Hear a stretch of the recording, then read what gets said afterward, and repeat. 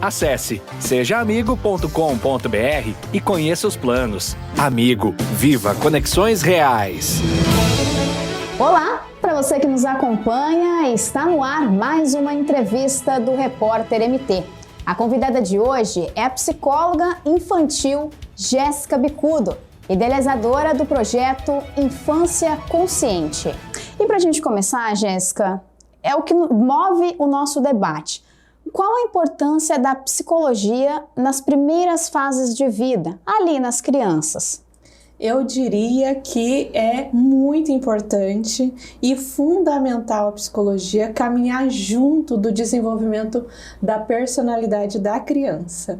Por que isso? Justamente a gente fica tão preocupado, vai no médico, na pediatra, busca tanto, Karine, os recursos da saúde, mas a gente esquece que ao mesmo tempo que um corpo está se formando, também tem a fase da formação da psique da criança, da psique do indivíduo.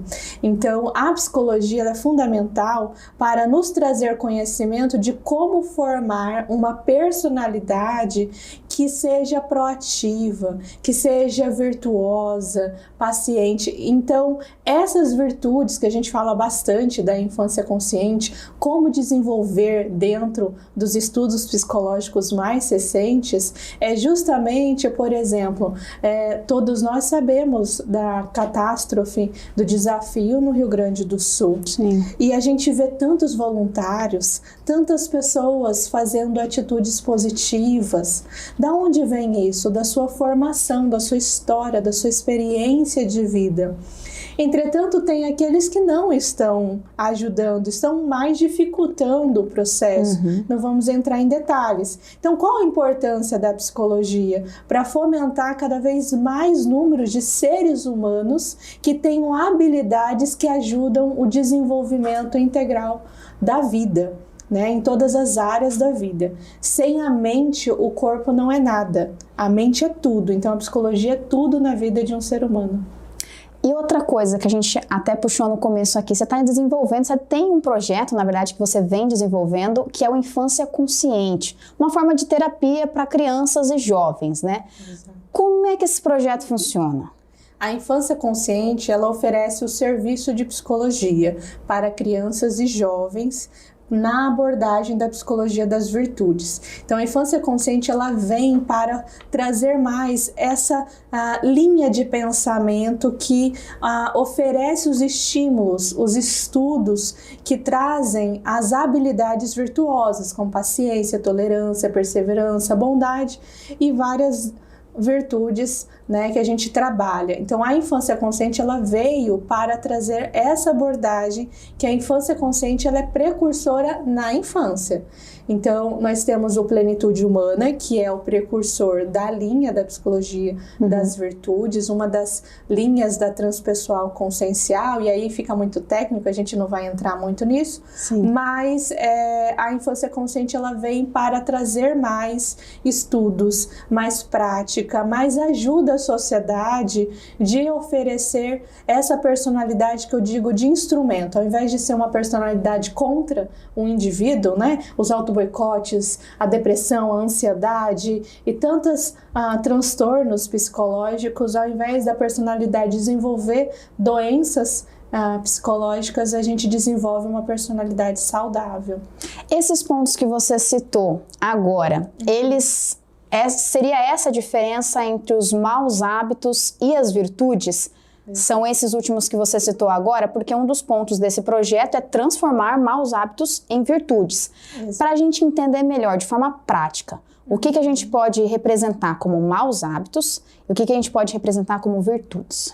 Maus hábitos, criança que morde na escola e os pais não sabem o que fazer, né? A criança com agressões, a criança que entra em pânico diante de uma prova, entra em uma ansiedade tão intensa que ela não consegue desenvolver aquilo que ela aprendeu de fato.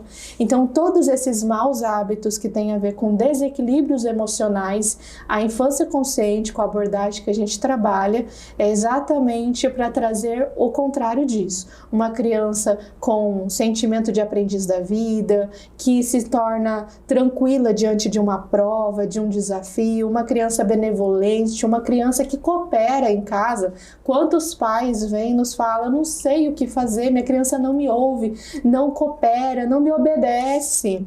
Então a obediência para a psicologia das virtudes é uma virtude, tá? Mas uma virtude não da submissão, de não ouvir a criança, na cooperação. A criança confia. Maria Montessori, ela fala, a criança obedece o adulto que ela confia.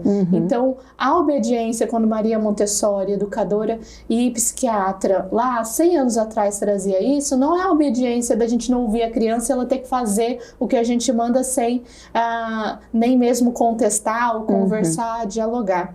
Ao contrário, é a obediência que eu confio tanto nesse adulto, eu confio tanto que ele vai me dar o melhor, que eu coopero mais, que eu entendo mais esse adulto, e aí os relacionamentos familiares se tornam mais tranquilos e o desenvolvimento, consequentemente, da criança também. Seria mais uma questão de respeito e não precisamente de obediência. Exatamente, um respeito ao adulto e uma intensa confiança que eu quero ouvir mais, eu quero escutar mais, eu quero seguir mais as orientações desse adulto.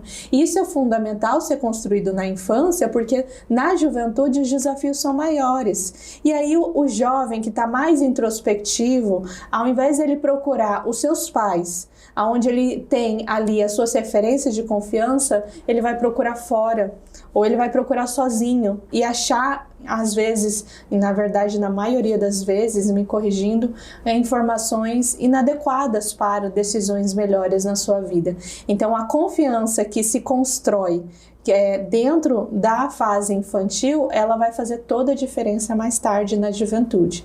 A abordagem da infância consciente, ela ajuda mais os adultos compreenderem o como fazer isso. Existe um caminho a ser seguido para que essa transformação aconteça? Existe um caminho a ser seguido para cada sistema familiar, vamos dizer assim, porque o ser humano ele é único. Os sistemas familiares, eles se constroem de um colorido próprio, vamos dizer assim. Então seria muito generalista a gente trazer passo a passo aqui e dizer que para a mãe que está nos assistindo, o pai que está nos assistindo, isso vai funcionar com todos. Sim. Não necessariamente. Então existem vários recursos que a gente consegue estimular a paciência, por exemplo, numa criança que entra num pico de ansiedade porque não aguenta esperar a hora do aniversário, ou ganhar o presente esperado, ou comer algum doce combinado. Ela não aguenta esperar e ela entra em crise de ansiedade, ou muitas vezes até raiva, irritabilidade. Então existem recursos inúmeros que a psicologia traz, e para cada criança, para cada colorido, é possível a gente ajudá-la a estimular o inverso. E isso é importante a gente falar rapidamente, Karina, no seguinte: muitas vezes a gente quer apagar apenas o fogo. O que é apagar o fogo? Apenas tirar a raiva, apenas tirar a ansiedade. Mas duas crianças que apresentam ansiedade, por exemplo, podem ter causas diferentes. Uma criança que apresenta uma intensa ansiedade pode ser por um intenso perfeccionismo, autoexigência, medo de errar. A outra ansiedade, ela tem a ver com muito mais, em vez da autoexigência, mais um medo de acontecer algo, de perigo. Né? Porque o medo está dentro da categoria da ansiedade. Então, uma ansiedade de insegurança, de causar ali algo temerário na vida dela. Então, ela tem uma ansiedade, ela quer ficar muito apegada aos pais. Então, vejam, situações semelhantes, ansiedades, né? Mas a causa é diferente. Então, a gente trabalha ali na investigação da causa. Então, se a gente só dar o recurso à respiração, muito comum a gente ver vários vídeos, para a criança se acalmar se ela estiver ansiosa, ela vai apagar o fogo da ansiedade, mas a ansiedade vai deixar de existir? Vai deixar de aparecer? Não. Enquanto a gente não trabalhar o núcleo de virtudes, ou seja, a insegurança aqui a gente vai trabalhar a segurança, o medo aqui a gente vai trabalhar a confiança. Aqui no perfeccionismo a gente vai trabalhar qual virtude? Sentimento de aprendiz, né? Autorrespeito, paciência em saber ter o processo da aprendizagem que não é de uma hora para outra. Então, uma necessita de algo e a outra de outro. Então, a gente trabalha olhando um indivíduo para que ele se construa num núcleo de crenças, ou seja, vários pensamentos que fazem ele se comportar de alguma forma. Então, a gente não muda o comportamento sem mudar os pensamentos do indivíduo. A gente muda os comportamentos mudando as crenças limitantes para crenças saudáveis, crenças libertadoras. É um processo de investigação intenso. Sim. E quando a gente fala sobre pais ou responsáveis, para quem está nos assistindo também, quando eles te procuram, quais são as maiores queixas, dificuldades apresentadas por eles com relação aos filhos? Atualmente, Karine, as maiores queixas têm a ver com a hiperatividade, a falta de atenção, a ausência de paciência, ou seja, a impaciência, a intolerância de saber lidar com alguma frustração.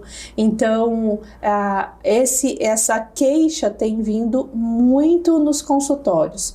Outra queixa muito intensa, mais para a parte ali da juventude, é a ausência de sentido de vida, depressão, vazio existencial. Nós temos uma cultura que não desenvolve uma personalidade saudável.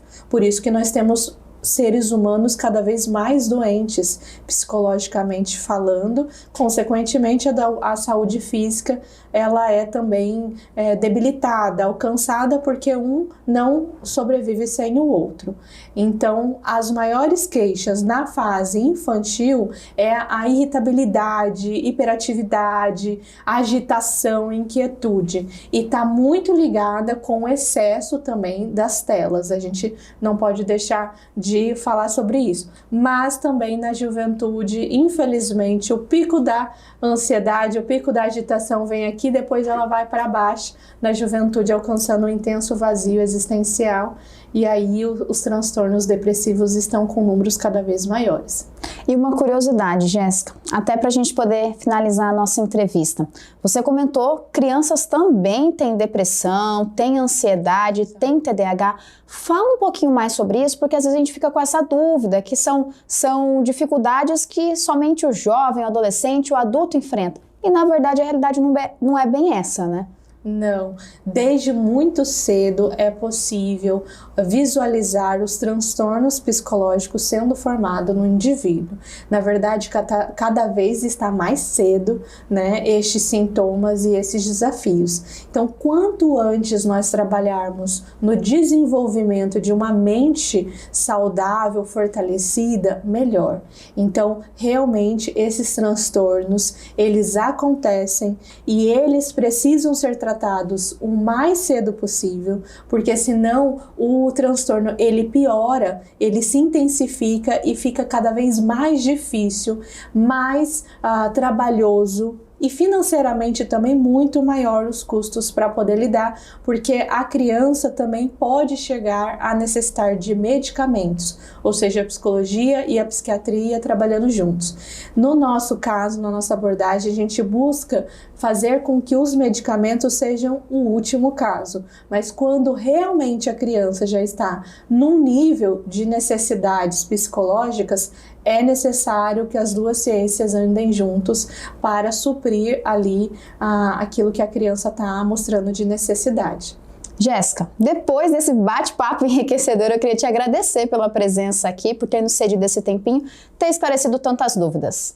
Eu agradeço muito ao Repórter MT, a você, Karine, pela oportunidade de estarmos aqui divulgando esse projeto que tem alcançado não só aqui em Cuiabá, mas tantos países. A gente consegue ali, depois da pandemia, os atendimentos online a partir das crianças de 7 anos para cima. E isso faz com que a gente fique muito grato à oportunidade de oferecer o desenvolvimento de personalidades virtuosas através dessas famílias que vêm ao nosso encontro. E hoje a gente não tem só os atendimentos individuais, mas também tem a terapia de grupo, que a gente pode deixar para uma outra oportunidade de explicar, ou nos procure nas nossas páginas, que a gente pode falar melhor também do Educandário das Emoções. Porque na realidade que a gente está, na cultura que a gente está imerso, eu quero dar um colo aqui para cada mãe, cada pai que está nos ouvindo, Karine. Não é possível fazer sozinho. Então tira essa culpa, tira esse peso.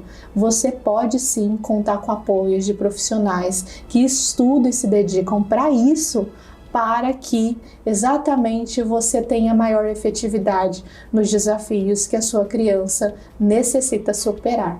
Então eu agradeço a oportunidade de dar esse recado e de poder me colocar à disposição.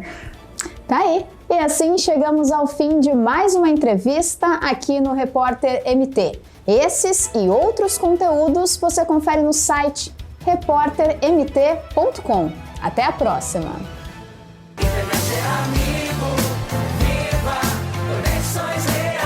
Acesse sejaamigo.com.br e conheça os planos. Amigo, viva Conexões Reais!